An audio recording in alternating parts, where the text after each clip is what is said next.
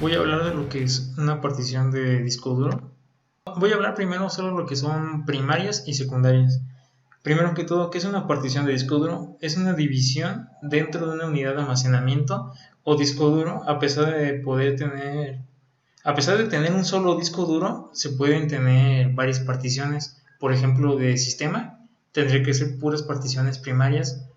Esto más que nada para instalar, por ejemplo, Ubuntu o Linux, cualquier otro sistema, incluso versiones distintas de Windows, se hacen particiones primarias. Se hace una partición primaria porque la partición primaria es la primera que detecta el ordenador en un disco duro.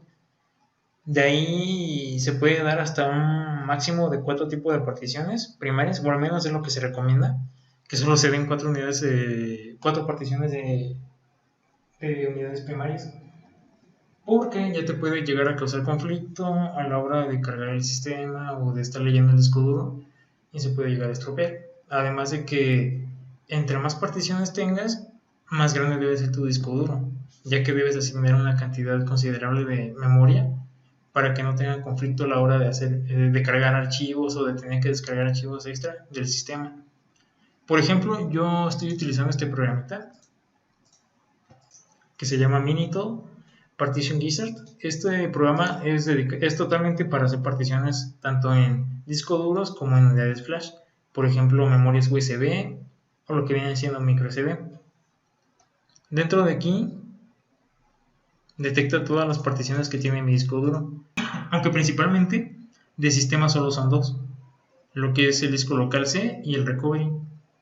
Que el recovery es una unidad donde lo que está guardando es un respaldo de la instalación del Windows preinstalado de fábrica con el que viene el equipo, más que nada por si más adelante si quieres hacer una restauración de sistema, en caso de que se llegue a estropear o tengas problemas quizás con algunos archivos o que se lleguen a eliminar, ¿no? Tiene unas particiones extra que son muy pequeñas, por ejemplo, esta de 128 megas, que se las llegan a hacer, por ejemplo, otros programas que llegan a ocupar memoria extra y hacen una pequeña partición en el disco local C para guardar normalmente información extra, lo que viene siendo caché. Aquí mismo en el programa te marca qué tipo de almacenamiento es. En este caso el disco local C es NTFS. Es el tipo de unidad que se maneja en los discos duros. Es la más habitual que se va a encontrar, NTFS. Es muy raro que un disco duro tenga algún otro tipo de unidad de almacenamiento. En lo que son unidades flash, lo que es USB y SD siempre se manejan FAT32. Por defecto vienen con este tipo de extensión de unidad de almacenamiento. Y aquí te marca qué tipo es. Esta es primaria. Porque como lo decía, tiene que ser la unidad primaria para que el dispositivo lo detecte de primeras, ¿no? Y eso es obviamente esencial para un dispositivo móvil, ya que si no, no lo va a detectar y causaría conflictos a la hora de leer archivos o tardaría mucho en cargar o no cargaría bien. También tengo una imagen ilustrativa de lo que viene siendo igual las particiones, pero más ilustrativa, ¿no? La partición amarilla, que viene siendo la instalación de Windows, que es el disco local C. Otra partición verde, que es documentos. Una partición F, que es música y videos. Obviamente todo lo que es el espacio de la partición, el rango de espacio, se lo asigna al usuario. Todo eso depende ya de la necesidad del usuario. Si va a instalar un sistema, pues tiene que asignar bastante espacio de almacenamiento para evitar que tenga conflicto. Pero si va a ser para documentos, pues ya puede ser una partición un poco más pequeña, o si va a ser para archivos, o un respaldo todavía ocuparía un poco más de espacio. Ya todo depende de la necesidad del usuario. Y normalmente las secundarias solo se utilizan para hacer respaldos de sistema o de archivos. En una partición secundaria puede haber hasta un máximo de 23 particiones lógicas.